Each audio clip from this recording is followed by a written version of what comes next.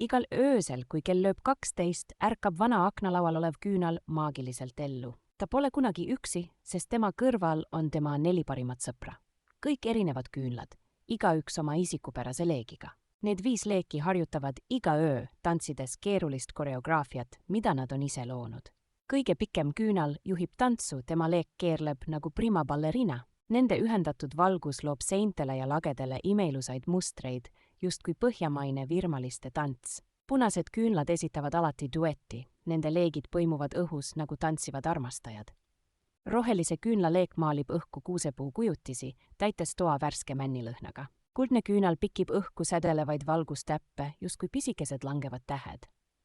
Jõululaupäeva õhtul esitavad nad oma tantsu täiuslikkuseni lihvitud koreograafiaga, luues kõige võluvama valgusetenduse. Kui hommikuvalgus akendesse piilub, muutuvad nad tagasi tavalisteks küünaldeks, kuid nende leekides säilib endiselt pisike võlusära.